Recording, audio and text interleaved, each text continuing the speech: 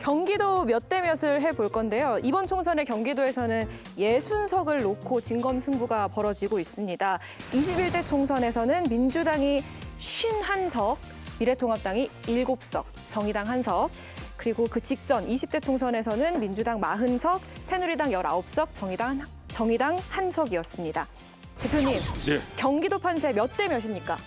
저희들 입장에서는 지난번보다는 그래도 훨씬 나아질 겁니다. 훨씬 나아질 것이다. 네.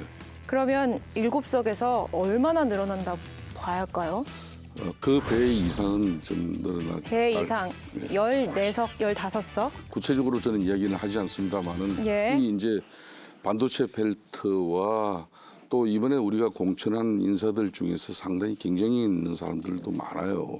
김용태 전 최고 같은 경우도 경선을 통해서 이제 후보가 됐지 않습니까? 예. 용산에서 이현모 비서관 같은 경우도 상당히 그 용인갑 지역에서 상당히 좋은 이미지로 지금 안착이 되고 있거든요. 그런 측면에서 지난번 총선보다는 그래도 상당히 나은 그런 결과가 있을 것이라는 그런 기대와 확신을 또 가져봅니다. 네, 용인갑과 포천을 기대하고 계시고 일단 지난 총선 두 개 지역을 제가 예를 드는 거고. 지난 총선 7석 친한 사람 소개해 준 거야. 친한 사람. 이름이 같잖아. 용태, 성태. 아니 근데 아니, 두 사람 다 젊은 친구들이에요. 근데 김용태 후보가 나간 지역은 원래 최춘식이라고 원래 국민의힘 지역이었죠. 후보였기 때문에 의석수가 더 늘어나는 것은 아니고 그분이 이긴다 해도 의석수는 유지되죠. 그러니까 그게 경기도 전체 판세 분석에 뭐 유용한 얘기는 아닌데. 그래서 친한 사람 얘기한 걸로. 근데 뭐 이제 이름이 비슷하니까 또 격려해 주신 것 같습니다. 네. 우상호- 좋은 선배야. 네. 참 머리가 너무 좋아. 우상호 의원님의 블랙박스 몇 대 몇입니까? 경기도가 이제 사실은 솔직히 말씀드리면 2008년, 2012년까지는 저희가 유리한 지역이 아니었어요. 도시에서 한 3분의 2 정도 의석을 이기고 농촌 지역은 거의 다 졌던. 예. 급격한 도시화가 두 가지 의미가 있어요. 하나는 젊은 층들이 이제 서울서 살 수 없으니까 경기도 쪽으로 이제 이주해서 거기서 이제 주택 새로 지어진 신축 아파트 신도시 쪽으로 많이 들어갔고요. 예.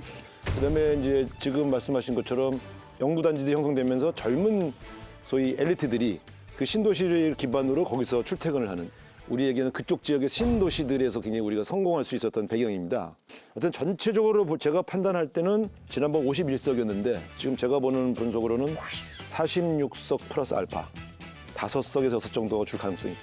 젊은 층들이 늘어서 이 야당세가 더 강해졌다라는 이 분석과 함께 여당에서는 되게 일찌감치 공을 들여왔거든요. 뭐 메가 시티 이슈, 이런 게 반도체 있어요. 벨트 이런 거 좀 영향 있을까요? 거기다가 이제 김포시 같은 경우 서울시 편입, 뭐 이런 서울시 편입을 희망하는 지역들이 또 많아요. 구리시, 뭐 하남, 뭐 이런 식으로 의지를 밝히고 있기 때문에 그런 지역들도 저희들이 상당히 공을 들이고 있는. 기대를 하고 있다. 최근에 이 경기 화성을에 출마한 이 개혁신당 이준석 대표가 1위를 달리고 있는 공명훈 후보의 부동산 문제를 지적하고 나섰어요. 이거는 좀 변수가 될 수 있을 거라 보세요? 일부 변수는 될 수 있죠. 우리나라 국민들이 부동산에 민감하지 않습니까? 근데 한편으로는 이런 거죠. 이분이 재산을 형성한 것이 현대자동차 사장이니까 월급을 많이 받았을 거 아니에요.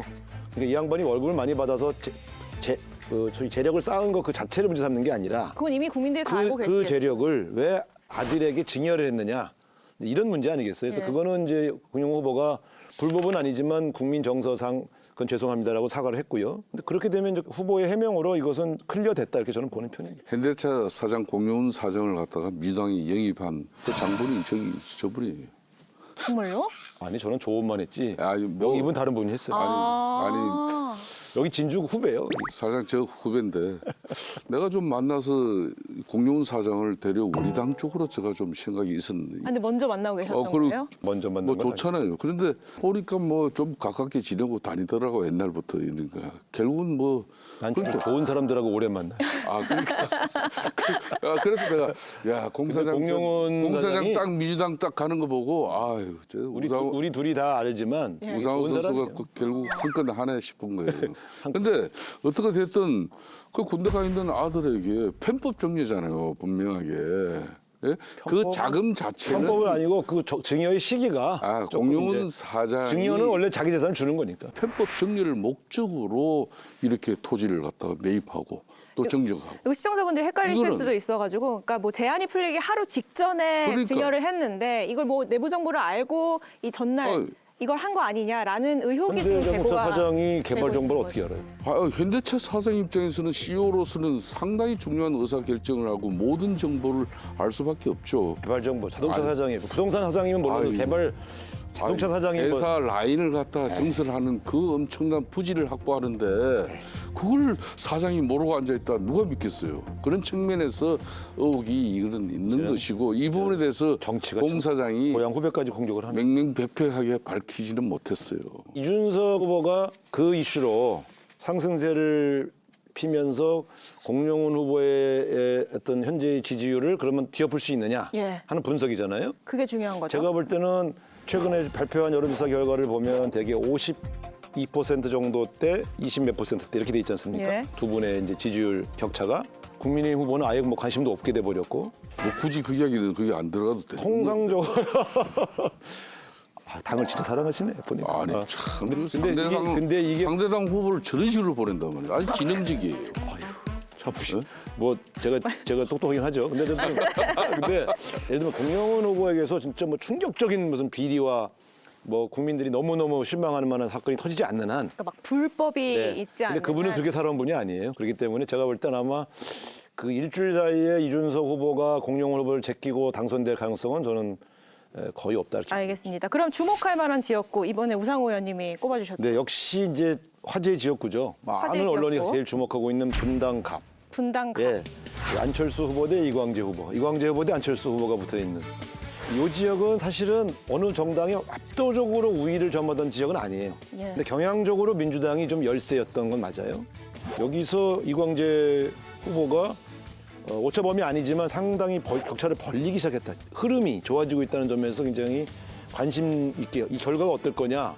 또 이 옆 지역도 지금 김은혜 후보하고 김병호 후보와 김은혜 후보가 거의 엎치락뒤치락 하고 있어서 초접전이죠 정말. 이번에 분당은 완전히 이게 가불이다. 어떻게 말하면 이런 거예요. 이광재 아니 안철수 두 분은 친윤 친명도 아니에요. 그러게요. 근데 정말로 이게 차세대 리더들 싸움이고 김은혜 김병욱 두 분은 그야말로 친윤 대 친명 싸움이에요. 그래서 내가 야 이 분당 이거 되게 재밌겠는데 결과가. 그래서 이 두 개의 지역이 화제의 지역구입니다. 근데 저는 지금의 추세로는 이광재 후보가 유리해지고 있다. 야 만약에 이번 선거에서 이광재 후보가 안철수 후보를 꺾으면 대한민국 정치의 미래가 또 한번 출렁거리겠네. 그러면은 이광재 후보는 대권 주자로 바로 올라가죠. 음악에 올라가는 바로 거예요? 올라가죠. 안철수 후보가 이광재 후보가 안정적으로 추월해서 뭐 당선권으로 갈 수 있는 그런 뭐 무방비 상태가 아니에요. 전 경합적이라고 말씀드렸어요. 경합도 저희들이 우세적으로 여기 경합을 보는 거지. 뭐 그 지금 현재 분당 을 같은 경우도 지금 이제 김병욱 후보 포스터 아시죠? 알아요. 예. 네. 제가 원내대표 때 부대표 했던 예. 분입니다. 상당히 뭐 몸매는 처음 봤어요. 그런데 아주 점잖고 괜찮은 이게 이제 소방관들이 이렇게 달력 만들 때 하는 그런 보디빌딩 그 자세예요. 그 자세 이 그, 왕자 이게 그 포즈를 만들었어요. 예. 그럴 정도로 지금 뭐 수건으로 반은 가렸어요. 하여튼간에 좀 그런데 그래도 멋있어 보이던데 뭐. 좋아요. 그럴 정도로 이제 뭐 관심을 끌려고 네. 몸부림치는 선수예요. 아니, 어려운 판세인 건 틀림없어요. 어려운 거. 그만큼 그렇기 진짜 때문에 치열한 경쟁이. 예, 그렇지만은 이제 안철수 우리 후보 같은 경우도 그리고 김은혜 수석도 상당히 두 분 다 경쟁력 있는 후보이기 아니, 저는 때문에 뭐 긍정력 있다는 걸 부여한 게 아니라 우리가 지역의 특징이 분당을 그렇게 쉽게 분당 가불이 다 넣을 경합지역이다. 정도는 아니다. 그리고 구도도 재밌고요. 뭐 이런 거죠. 예. 저는 이광재 후보의 당선 가능성이 더 높다고 분석한 이유가 있어요. 역시 여기도 또 경기도에 있는 지역 중에 가장 조국 변수가 가장 큰 곳이에요. 저는 이게 좀 신기해요. 그게 수치로 나타나나요? 조국의 수치로 나타나요. 그러니까 정당 지지도가요. 민주당 34%, 국민의힘 36%. 그런데 조국 정당이 정당 지지도가 14.6%가 나와요. 더 놀라운 건 비례 투표 의사 있지 않습니까? 민주연합당이 20%, 국민의 미래가 33%, 조국 혁신당이 28.9%예요. 민주당을 꺾었어요. 그러니까 이건 이 지역의 특징이 뭐냐? 중도층이 많이 산다는 거예요. 중도층이 많이 사는데 이 중도층이 대안으로 조국 혁신당을 보고 있다는 거죠. 근데 그 지역구 후보가 없잖아요. 그러니까 당은 조국 혁신당을 찍고 후보는 중도 성향의 이광재를 찍을 가능성이 매우 높아졌다. 그동안 윤석열 대통령의 정권 심판론에는 동의하지만 민주당에는 왠지 정이 안 갔던 사람들이 분명히 있는데 이 사람들이 조국 혁신당을 찍으러 왔다가 민주당의 이광재 후보를 찍을 가능성이 높다. 그리고 민주당의 이광재는 중도 성향의 유권자들이 볼 때 괜찮은 후보다. 저는 이 이동 현상이 보여서 예. 우리 후보와 조국 혁신당의 시너지 효과가 있는 지역만 제가 뽑아서 왜냐하면 이 유권자들이 관심을 주실 것 같아서 그런 지역만 두 군데를 뽑았습니다. 전국에서. 네. 전략적이네요. 그러니까 제가 전략통이라고 이야기했지 않습니까? 이강재 선수가 안철수를 꺾어버리는 순간 민주당 이재명 대표 입장에서는 당내에서 상당히 강력한 경쟁자 중에 한 사람이 들어서는 거예요. 그런 측면에서 우상호 진 대표 입장에서는 이강재를 벌써 저렇게 띄우고 있는 겁니다. 아니, 띄우고 있으면서도 띄운 게 아니라 데이터에 나와 있는. 판도라를 통해서 승부는 그 데이터가 왜 자의적으로 그렇게 갑니까? 아니 있는 데이터예요. 아래에서 그 지금 한거 내가 한 게 아니야. 아래 시체가 했는데 해석은 본인이 하고 있잖아요. 아니 해석이 아니라 아니, 데이터가 나 읽어만 줬는데 왜? 조국 혁신당에 지지하는 그 28%가 절대적인 수치는 민주당에서 갔어요. 맞아요. 중도가 아니다. 중도 아니에요. 아니죠. 이거예요. 자, 보세요. 당은 조국 혁신당을 찍고 후보를 안철수를 찍어야 되잖아요. 지난번에 안철수를 찍었으니까. 예. 이 사람들이 이광재로 왔다니까. 이게 다만 우리- 제가 보는 분석 틀이에요. 우리 당의 분석은 대체적으로 한 7, 80% 정도는 민당에서 갑니다. 그러니까 반윤 전선을 형성할 수 있는 선명한 허리 많은 야권 세력으로서 재편된 민주당 지지층의 약 20, 30%가 이동해요. 힘을 하는 세력들이 이제 조국을 지지해요. 네. 그리고 이제 허리 많은 중도나 모동층이 10에서 한 20% 가는 겁니다. 그걸 저 너무 큰 이제 거죠. 그러니까 저 우상호 지금 대표께서는 너무 그걸 학대 해석해가지고 분당이 중도층이 많은데 그 중에 상당 부분이 그냥 글로 다 넘어가는 것처럼 이야기하는 거 알겠습니다. 데이터로 말하는 거예요, 나는. 그 총선 데이터가 감으로만 얘기하지 말고 데이터 데이터를 좀 해석이 제시해 우리 보세요. 아이들은 가지고 있잖아요. 결과 발표가 얼마 남지 않았으니까 결과를 확인해 보시죠. 보도록 네. 하고